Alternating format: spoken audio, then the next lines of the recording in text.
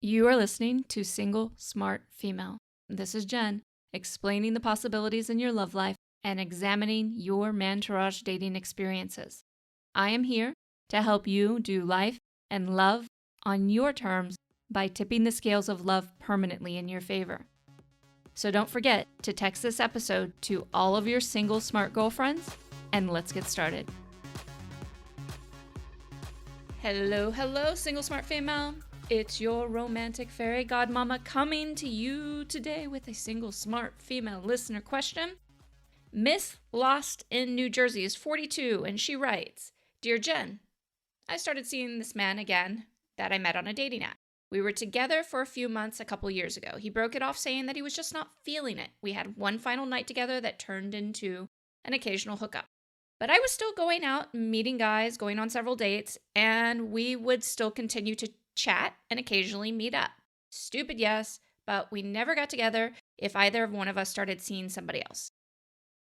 Last year, he reached out and we started talking daily, even having phone dates at times. When we finally saw each other, we started spending a lot of time together and started dating. I put my cards out there and said how I felt and that if he couldn't handle it, then I don't want to keep going this way because I don't want to get more attached.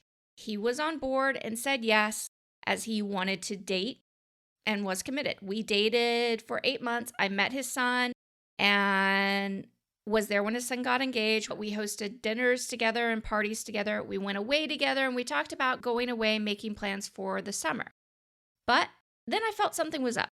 We went a week without barely speaking, and then he went 48 hours without reaching out at all. When I asked him what was up, he said he was in a weird limbo state and not sure what he was feeling. He said it wasn't me and that I had been nothing but great and that he doesn't have an excuse for not reaching out and it was a dick move. When I told him how much it hurt because I felt like I was hardly an inkling in his mind and that I wish he could have talked to me, he said that it's a hard conversation to have and I have no idea how much I am on his mind. He said that his family has said has done this before where he self-sabotages and then realizes it after it's too late. When I said he could have talked to me, and yes, it might have hurt, but at least we would have been on the same page, we decided we needed more space. And I agreed, but the problem is that I really started falling for him because I've always had feelings for him, and I've never felt more like me with a man since my ex-husband.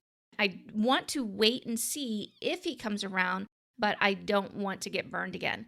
I'm starting to look at my dating app, and when I asked him about his, he said, yes, it is up, but he hasn't talked to anyone since we got together and even before.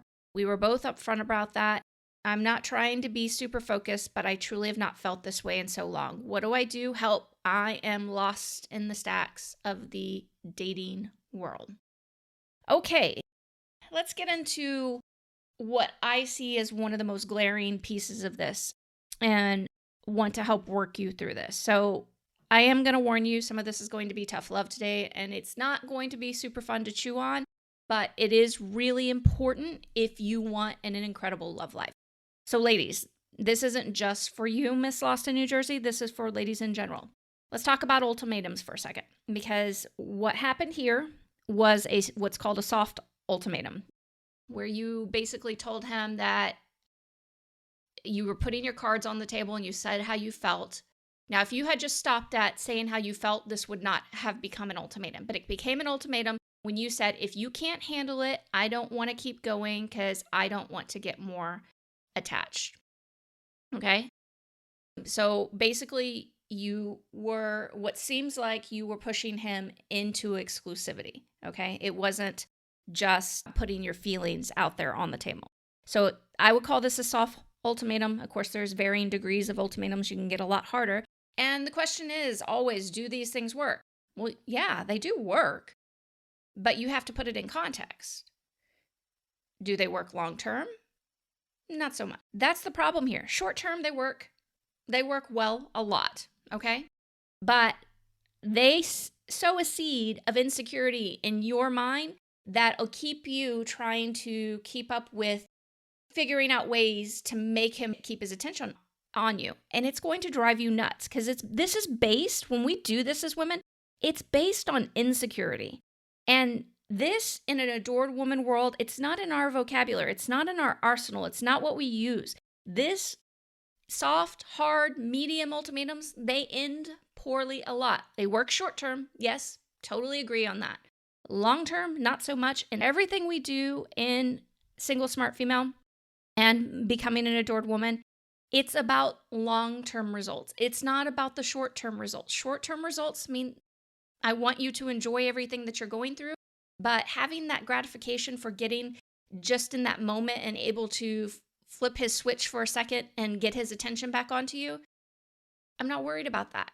I'm building for something long-term and wonderful and truly magical for you, which you cannot get by using ultimatums. Okay, so next, you said, I've never felt more like me. Okay, I love that you felt amazing around him and felt wonderful around him, but this is something that we as women have to start owning and taking responsibility for. It's not him. It's how you choose to show up around him. And if you don't feel that way around other men, any men, women, then it's something going on inside you. It's a role you're playing in life where you're not allowing yourself to be you. And adored women find how to set themselves up in the world so they present themselves to the world the way they truly are, the genuine versions. Now, do we have different pieces of ourselves that we showcase sometimes? Absolutely. But if you feel like there's only 2 men in your life that you've ever been able to truly be yourself with, that's something about you, not about these men. And that's something that's really important to start addressing. And you're going to have to dig deep on that and say, what is it about me that thinks that I have permission to blame men for not being able to show up as myself? Okay? Are there instances where, men make it more challenging? Yes. But that still doesn't mean that you can't show up as yourself. It's called owning who you are. It's called boundaries. It's about reworking how you present yourself in your dating life. It's about addressing all these things and your insecurities so that you don't have to live your life. Adored women don't live their lives trying to put on some kind of mask in order to function in society. And in fact, adored women are the most free because we get to show up as we are. We have different faces, meaning we have different pieces of our personality. So we get to show up the way that we want to and need to according to the situation and how we truly desire. And if you're a woman who's not doing that, who feels like you have to put on a facade in order to show up in dating and life and all those different pieces, then it's something that you're doing wrong. It's not something that everybody else is doing wrong. It's something that you are doing wrong, and you need to own that shit so that you can start to break free from it. Okay. So also remember this. Men do not give you permission to be you. Only you give you permission to be you. Here we go. Number 3. Should you wait to see if he comes around? Even if he had asked you to wait? No, you shouldn't wait. No.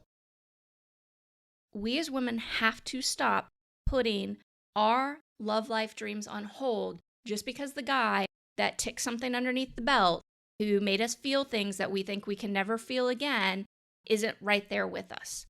This is truly important that you understand.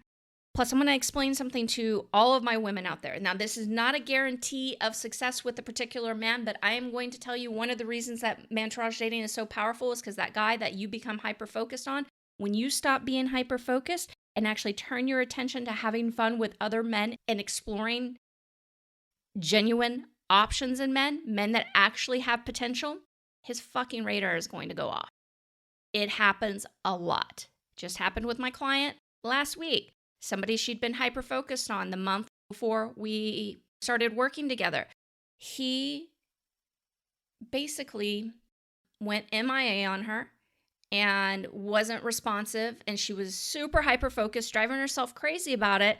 She finally turns her attention, is working with me, turns her attention, and starts creating more experiences with other men, high-quality men, she's having a blast with the different dates that she's going on. And bam, she gets a text from him.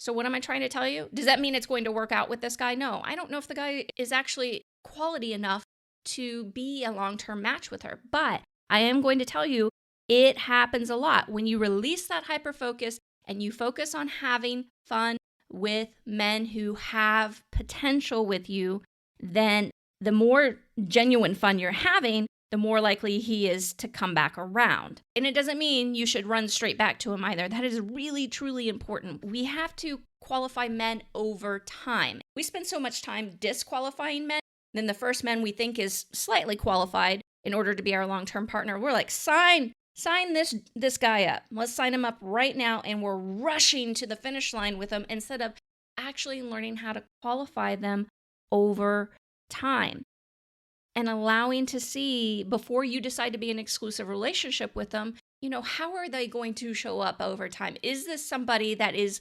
likely to be an amazing partner with you and to go on adventures with you, to build a life together? You don't know that within a few weeks. Do cases happen? Yes, at times. There are cases that, yes, something happens, they come together very quickly, it works out long term. But if you're here with me right now, most likely this isn't a pattern that exists in your life. And so I want you to let go of it and instead learn to enjoy mantourage dating. Because mantourage dating is an extended parade or festival. This is not a sprint. We're not racing to the finish line here. I want you to create everything you want. So the first thing I want you to do is take a deep breath and then go to mantouragedating.com. If you're wondering how to spell mantourage, MANTOURAGE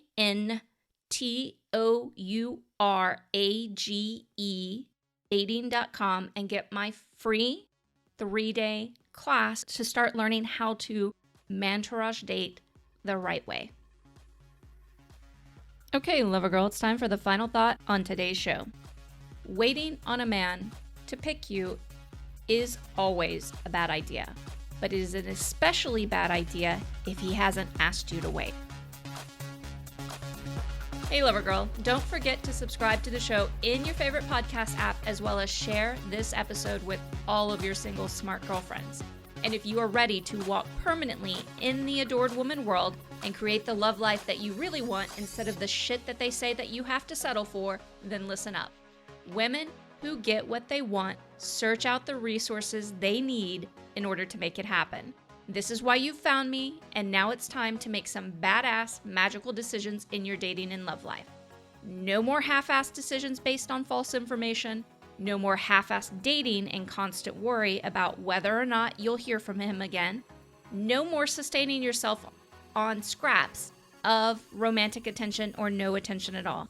It's time to call BS on all the haters out there that say smart, successful women are destined to be single.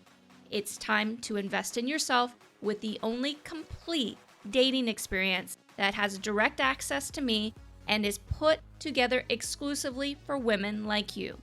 Meet me at secretsocietyofAdoredWomen.com for all of the details, including pricing, structure for our time together, and to schedule your application interview. See you there.